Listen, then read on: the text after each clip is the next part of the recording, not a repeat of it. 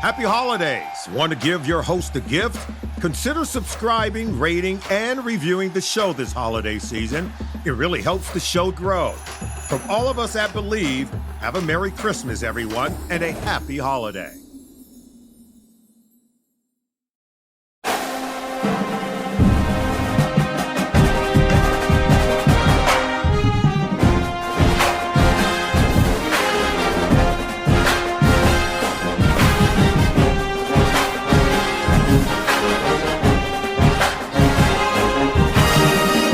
Hey, Trojan family, what's up? Welcome back to the USC LAFB show here on the LAFB network. I'm your host, Ryan Dyrud. Thank you, as always, for making this a part of your day. Breaking news this morning, USC Trojans starting safety Kamari Ramsey officially declaring for the NFL draft. No surprise here whatsoever. This is what we had been expecting. There was maybe some hope from the fan base that he would return for a final year of eligibility, just kind of how this season went with him, getting injured, missing a couple games, playing a little out of position throughout the season. But ultimately, I think he is making the right decision in declaring for the draft. So this will, I have it up here on the screen, his announcement. I'll leave it up here for a minute so you can read it. I won't read the whole thing and bore you if you want, but obviously outpouring love for his coaches, for his teammates, for being a USC Trojan.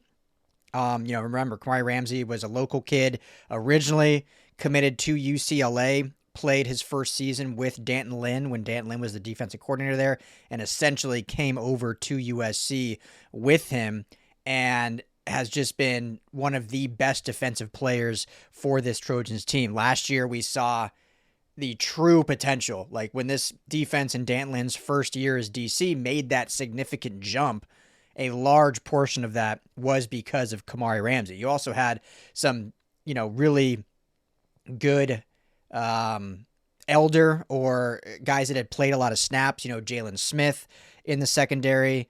You look at Greedy Vance that came over in the portal to play nickel.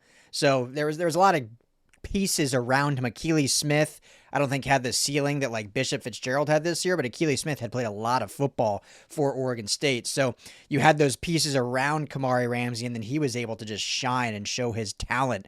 And we saw the tackling ability. We saw the ball skills.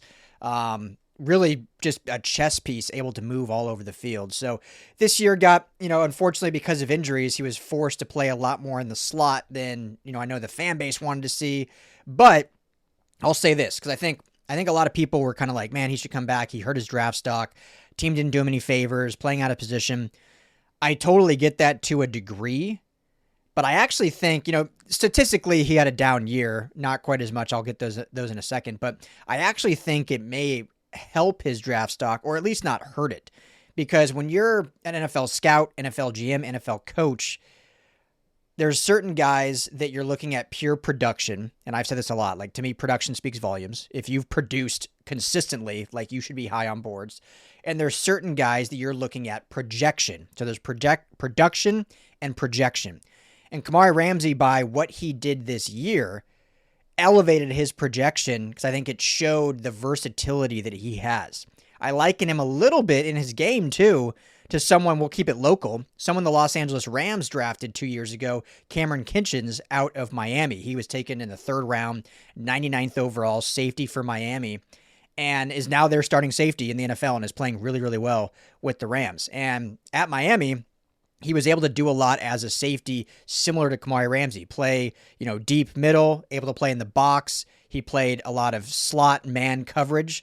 Now, what would have been better, I think, is if they could have used Kamari Ramsey this year all over, like still played some nickel, but still played some box, whereas he was kind of just remotely used in the slot because of all the injuries that stacked up. So that, I think, hurt the Trojans defensively because they weren't able to use him as that true chess piece that I think Danton Lynn and Doug Belk wanted to. But I don't think it hurt his stock because it just showed, the versatility that he could play in the slot when needed. You think of, sticking with the Rams, you think of a guy like Quentin Lake, who played safety all through college at UCLA, and then is now, I know he's injured right now, but has now become the true kind of nickel guy for the Rams and a team captain and beloved, and hopefully he gets a second contract there with the Rams. So I kind of liken it to that. And I think scouts will look at that and see the versatility, but also see his team first mentality.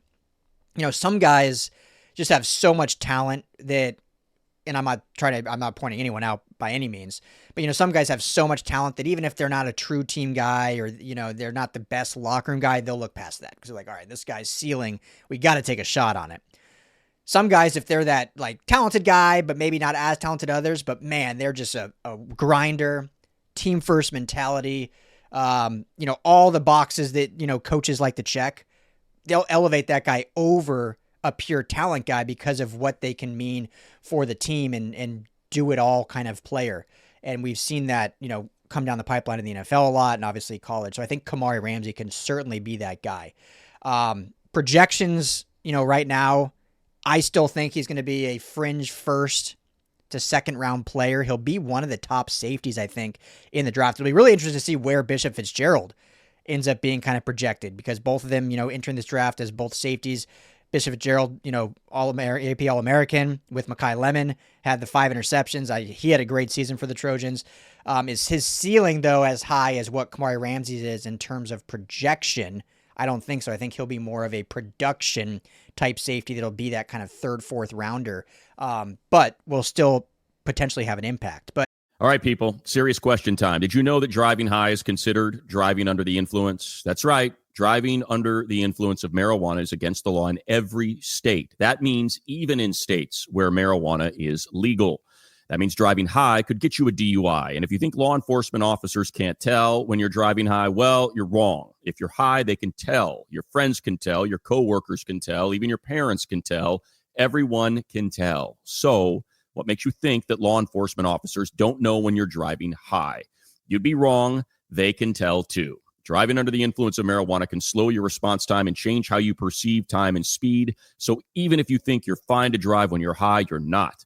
Because the bottom line is, if you feel different, you drive different, and driving high is driving under the influence. So remember, drive high, get a DUI.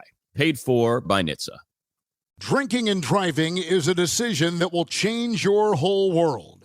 Things will never be the same once you get a DUI, because legal fees and time in court are just the beginning. Getting into a crash is another way your world could be irreversibly changed after drinking and driving. Your vehicle may not be the only thing that gets damaged in that crash. You could face a life-altering injury or even death. But you're not the only one who could face those consequences. Your decision to drink and drive could permanently change someone else's world, whether you injure them or leave their loved ones grieving. The next time you're out drinking, call a rideshare, a taxi, a sober friend, or a designated sober driver. Always plan for a safe ride home. The only decision that'll change your world for the better is the decision to call for a sober ride. It's never worth it to drive drunk. Don't risk it. Drive sober or get pulled over. Paid for by NHTSA. Some of the projections, and some of this was preseason, some of this was now after the season, but you had, Dane Brugler of The Athletic had Kamari Ramsey as the 30th overall pick in one of his mock drafts to the Bills. That was an early mock draft, kind of before the season. Mel Kiper Jr. ranks him as the 6th safety as of this month. So that's pretty up to date. Pro Football Network, scouting reports ranging throughout the season put him in that like 26 to 29 overall range. So still a first round talent. And then other, across the industry kind of have him from that fringe first all the way to that like very end second. So pretty much across the board, I guess you don't say day one pick now because they only do the first round day one, but a first or second round pick. So I don't think this season hurt him nearly as much as some people think. So I think everything I just said, the versatility plus the team first mentality will certainly help. And then plus if he ends up playing in one of these, all-star games, I know Eric Gentry just accepted his invitation to the Shrine Bowl.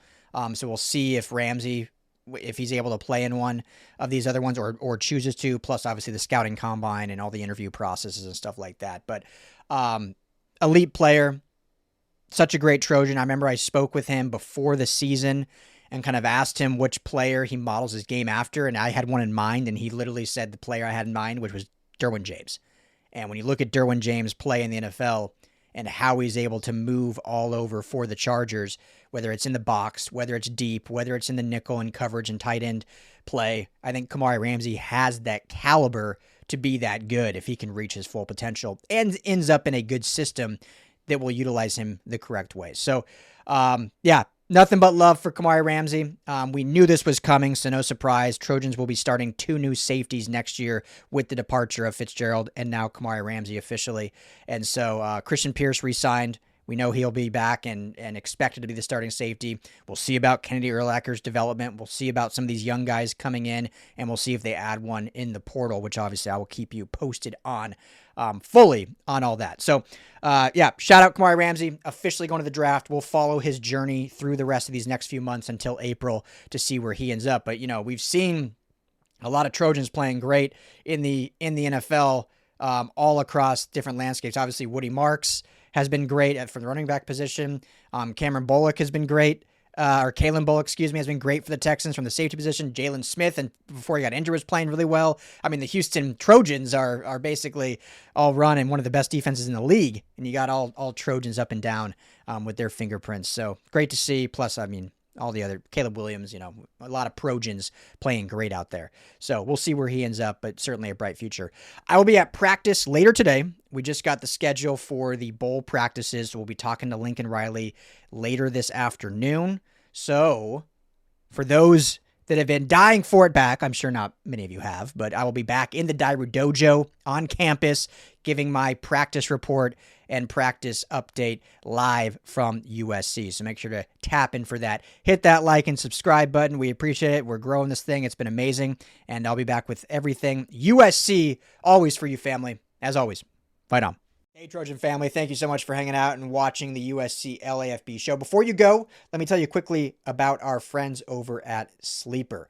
Go right now, download the Sleeper app. It's the #1 sports app, not just for season-long fantasy, but they've got live pickers, they've got live stat updates, they've got a chat that you can chat with other users, plus the daily pick'em, which is a blast, or daily fantasy, whatever you want to call it. You go and pick 2 to 8 players across any sports. If you're talking USC, go choose Jade Maiyava in his next matchup. Pick more or less passing yards, more or less touchdowns.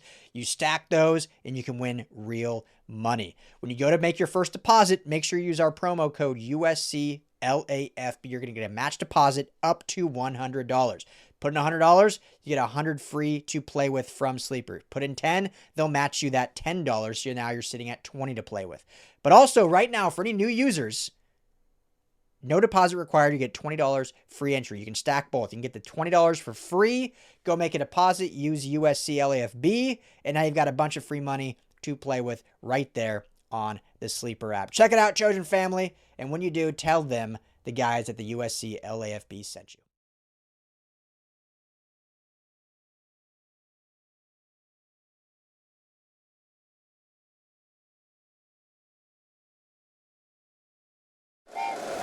Happy holidays. Want to give your host a gift?